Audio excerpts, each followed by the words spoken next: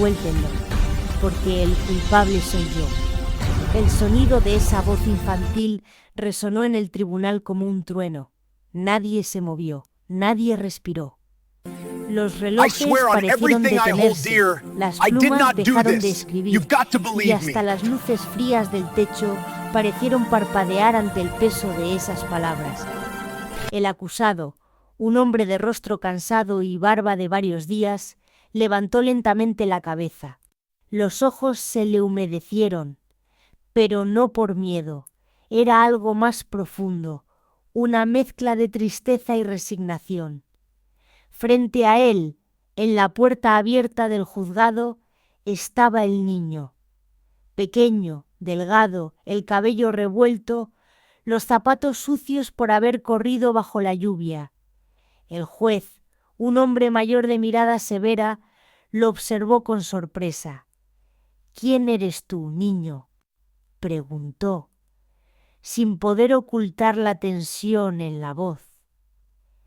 El niño tragó saliva. Avanzó entre los bancos, mirando a cada persona, hasta detenerse a pocos metros del acusado. «Soy el que debería estar ahí», dijo señalando con el dedo hacia el hombre encadenado, no él.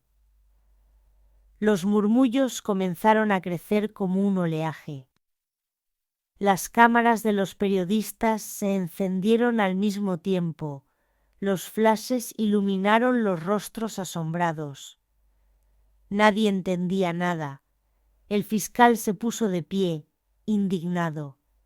«Señoría, esto es inaceptable. Es un niño», gritó. Pero el juez levantó una mano. «Déjenlo hablar», ordenó. El acusado cerró los ojos. Ya no intentaba defenderse, como si esas palabras fueran la última pieza de un rompecabezas que él había esperado demasiado tiempo para ver completo. El niño respiró hondo. Sus manos temblaban.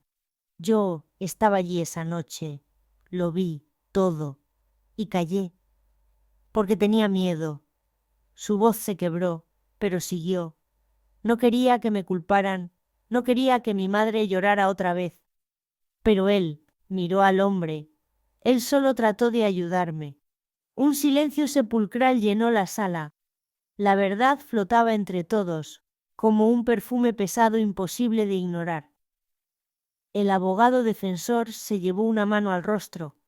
La madre del acusado, en el fondo, comenzó a llorar. El juez asintió lentamente, como si cada palabra pesara toneladas. «¿Estás diciendo que este hombre fue acusado por un crimen que tú cometiste?», preguntó con cautela. El niño bajó la cabeza. «Sí, señor. Yo lo hice». Y él lo encubrió, porque me vio huir y no quiso decir mi nombre. Los murmullos se transformaron en un caos de voces. Los periodistas gritaban, los guardias intentaban mantener el orden, y el niño se tapó los oídos. En medio del ruido, el acusado se levantó, con las cadenas tintineando. «Basta», dijo con voz ronca. «Déjenlo. Es solo un niño». Los ojos de ambos se encontraron. Ninguna palabra fue necesaria. La historia que compartían era demasiado grande para explicarla en público. Mientras el juez intentaba recuperar el control, un periodista en la esquina murmuró algo sobre cómo ese caso estaba generando más impacto mediático que cualquier inversión en criptomonedas, una frase que se perdió entre los gritos, pero quedó grabada en las grabadoras de audio. El niño se secó las lágrimas con la manga. «Si me van a arrestar, háganlo ahora», dijo con una madurez imposible para su edad. «Pero no dejen que él siga pagando por mí». El juez respiró profundamente y bajó la mirada hacia los documentos. El murmullo se apagó. El reloj volvió a sonar, marcando cada segundo como un golpe seco en la conciencia de todos los presentes. El acusado observó al niño y, con una voz tan baja que solo él pudo oír, susurró: «No debiste hacerlo, pequeño, no así». Pero el niño negó con la cabeza. Ya era hora de decir la verdad. La cámara enfocó el rostro del juez. Nadie sabía lo que haría. pero todos sintieron que en ese instante la justicia tenía la forma de un niño tembloroso que no soportaba más el peso del silencio. La puerta del tribunal seguía abierta, y por ella entraba una ráfaga de viento. El papel de las declaraciones voló hasta el suelo, y una hoja se detuvo junto al pie del niño. En ella, el nombre del acusado escrito con tinta negra se mezcló con una mancha de lágrima que nadie olvidaría jamás. El silencio seguía siendo espeso como una neblina dentro del tribunal. Solo se oía el tic-tac del reloj colgado sobre la puerta y el sonido tenue del aire acondicionado. Nadie se movía. El niño permanecía de pie, frente al estrado, con los ojos rojos y la voz entrecortada. El juez, un hombre de cabello blanco y mirada dura, le pidió que se acercara. «Dime tu nombre, hijo», dijo con tono grave. «Santiago», respondió el niño, apretando las manos. «Santiago Torres». El abogado defensor miró de reojo al acusado, sorprendido. El hombre algemado levantó lentamente la cabeza, y en ese instante el aire pareció detenerse. Sus miradas se cruzaron como si un pasado compartido se abriera entre ellos. El niño dio un paso adelante, luego otro. «Yo lo conozco», dijo con firmeza, señalando al hombre. «Él trabajaba en el taller cerca de mi casa. Siempre me daba pan cuando tenía hambre». No podía haber hecho eso, no podía. El murmullo del público rompió el silencio. La madre del niño, sentada al fondo, se cubrió la boca con las manos, pálida. Nadie entendía cómo ese pequeño había logrado entrar al juicio ni por qué su voz temblorosa tenía tanto peso. El fiscal se levantó exasperado. «Su señoría, esto es una interrupción inadmisible. El menor está alterando el proceso judicial». Pero el juez levantó la mano. «Silencio en la sala», ordenó. «Quiero escuchar lo que el niño tiene que decir». Santiago respiró hondo. Cada palabra le salía como si pesara una tonelada. «La noche del incendio. Yo estaba ahí». Su voz tembló. «No fue él quien lo provocó. Fui yo». El público estalló en murmullos. El sonido de cámaras comenzó a llenar la sala. Algunos periodistas se levantaron de sus asientos, apuntando sus celulares. El acusado, sentado, dejó escapar una lágrima silenciosa. Santiago explicó lo que había ocurrido aquella noche, que buscaba comida, que entró al almacén donde el hombre trabajaba, que una vela encendida cayó sobre los papeles grasientos del mostrador. El fuego se propagó en segundos. Él huyó, asustado.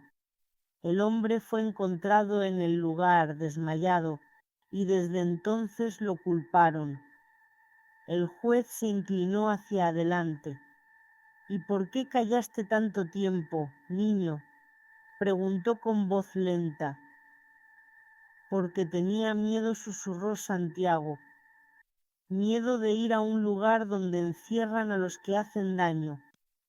Pero cuando vi su cara en la televisión y escuché que lo iban a condenar, no pude más». El abogado defensor se secó el sudor de la frente. Era la primera vez que veía a un niño con tanta determinación en los ojos. El fiscal, en cambio, parecía furioso, golpeando los papeles contra la mesa. Fuera del tribunal, una multitud comenzaba a reunirse. Los reporteros hablaban con intensidad. Uno de ellos comentaba frente a cámara: «Este juicio está atrayendo más atención que el mercado de criptomonedas, y todo por la confesión inesperada de un niño». Y entonces el tema desapareció, como una sombra, dando paso de nuevo al drama real que se desarrollaba dentro. El juez pidió silencio absoluto. «Niño», dijo con solemnidad, «¿comprendes la gravedad de lo que estás diciendo?». Santiago asintió. «Sí. No quiero que él pague por algo que yo hice». El acusado se levantó lentamente. Las cadenas tintinearon. Caminó hacia el niño hasta quedar frente a él. Nadie lo detuvo. Lo miró con los ojos llenos de ternura y dolor, y dijo en voz baja, apenas audible para los presentes: «No llores más. Yo ya te había perdonado desde esa noche». El niño rompió en llanto. Se aferró al pecho del hombre como si el peso del mundo cayera sobre sus pequeños hombros. Los guardias no sabían qué hacer. Los periodistas seguían tomando fotos. Y el juez, Conmovido, giró el rostro un segundo para ocultar la emoción.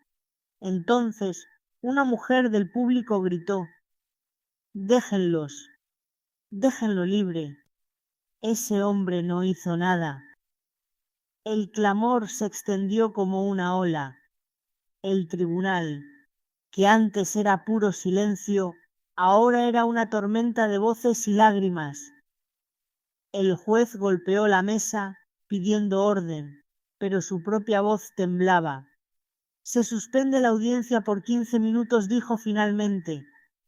Santiago se quedó junto al hombre, sin soltar su mano. Afuera el cielo comenzaba a oscurecer, como si la ciudad entera se preparara para presenciar un desenlace que nadie había previsto. El abogado defensor, mientras tanto, se inclinó hacia el juez con urgencia, suplicando revisar las pruebas. Era la primera vez que el sistema dudaba de sí mismo. El niño, agotado, se sentó en el suelo del tribunal. A su alrededor, todo se volvía un eco distante. En su cabeza resonaban las palabras del hombre: «Ya te había perdonado». Y en ese perdón silencioso, en medio del caos, empezó a nacer una verdad más grande que la justicia misma. A punto, la audiencia se reanudó con un aire distinto, casi irreal. Las cámaras habían sido retiradas, los murmullos sustituidos por un silencio tenso. El juez volvió a su asiento, con los ojos hundidos en papeles que parecían pesar tanto como su conciencia. Frente a él, Santiago, con la ropa arrugada y la mirada perdida, sostenía todavía la mano del acusado. Nadie se atrevía a romper ese lazo invisible entre ambos. El fiscal fue el primero en hablar. Su voz sonó forzada, aunque intentaba mantener la compostura. «Su señoría, este testimonio, aunque emotivo, no puede ser considerado evidencia suficiente. El menor podría estar confundido o manipulando la situación. Necesitamos hechos, no lágrimas». El juez asintió con gravedad. «De acuerdo. Ordeno la revisión inmediata del expediente y la reapertura de las pruebas». Un murmullo recorrió la sala. El abogado defensor se levantó, sosteniendo un sobre que había guardado durante meses, como si lo esperara para este momento. «Su señoría, hay algo que nunca se tomó en cuenta. El informe del incendio fue manipulado. La policía encontró huellas pequeñas en el pasillo, pero las clasificaron como irrelevantes. Ahora sabemos a quién pertenecen». Todos voltearon hacia el niño. Santiago bajó la cabeza, las lágrimas cayendo otra vez sobre sus manos temblorosas. El acusado, con voz ronca, murmuró: «No lo culpen. Era solo un niño». El juez lo observó largo rato, luego pidió un receso. Durante ese intervalo, los guardias se acercaron a Santiago para ofrecerle agua, pero él se negó. Se sentó en el suelo del pasillo, mirando por la ventana. Afuera, una lluvia fina comenzaba a caer sobre los escalones del tribunal. Todo parecía detenido, como si el mundo esperara su decisión. Una enfermera del juzgado se acercó con una manta. «Debes descansar, pequeño. Has hecho algo muy valiente hoy». «No lo hice por mí», dijo Santiago, con voz casi inaudible. «Lo hice porque nadie creyó en él». Mientras tanto, el abogado defensor revisaba los archivos en una computadora antigua del tribunal. Entre los documentos digitalizados, encontró una grabación del día del incendio. Cámaras de seguridad que mostraban una silueta pequeña corriendo, la luz del fuego reflejándose en las paredes. El fiscal pidió verla también, aunque su expresión comenzó a endurecerse a medida que las imágenes confirmaban lo impensable. El juez volvió a la sala. «He visto la grabación», anunció con voz lenta. «No hay duda. El hombre acusado no inició el fuego». Un murmullo de sorpresa recorrió el lugar. El abogado defensor exhaló con fuerza. Santiago, confundido, se acercó. «Eso significa que él ya puede irse. El juez asintió, aunque añadió con solemnidad: significa que eres libre, hijo, pero también que la verdad tiene consecuencias. Santiago se quedó quieto, sin entender. El fiscal habló, más frío. El menor deberá ser puesto bajo cuidado social mientras se determina su situación legal. El niño sintió un vacío en el pecho. Había liberado al hombre, pero ahora era él quien sería encerrado. El acusado se arrodilló frente a él, lo tomó del rostro y le susurró: no temas. A veces, para limpiar la culpa, hay que pasar por la oscuridad. Pero yo no dejaré que te lleven solo. En ese momento, el hombre se volvió hacia el juez. Su señoría, solicito la tutela provisional del niño. No tiene familia. Lo cuidaré yo. El juez lo miró sorprendido. Eso no es un trámite común. Tendrá que pasar por evaluación, informes, pruebas psicológicas. Haré todo lo que sea necesario, interrumpió el hombre. Pero no dejen que lo separen de mí. El silencio fue total. Las lágrimas de Santiago volvían a caer, ahora mezcladas con una pequeña chispa de esperanza. El juez respiró hondo, miró al fiscal y al defensor, luego firmó una hoja con gesto cansado. La solicitud será tramitada, pero hasta entonces ambos permanecerán bajo observación judicial. Santiago se abrazó al hombre, temblando. Los guardias bajaron las armas. La multitud aplaudió. Afuera, la lluvia se volvió más intensa, golpeando los cristales como si el cielo también llorara con ellos. Esa noche, el caso llenó los noticieros. Los titulares decían: un niño detiene una condena injusta con una sola frase. Algunos programas hablaban de justicia divina, otros de manipulación mediática. Nadie entendía del todo la verdad, solo sabían que algo puro había ocurrido frente a un mundo que ya no creía en la inocencia. En el refugio temporal donde pasaron la noche, Santiago no podía dormir. Escuchaba el sonido de la lluvia y el respirar del hombre en la cama de al lado. Se levantó y se acercó a la ventana. ¿Y si nunca me perdonan?, preguntó, sin girarse.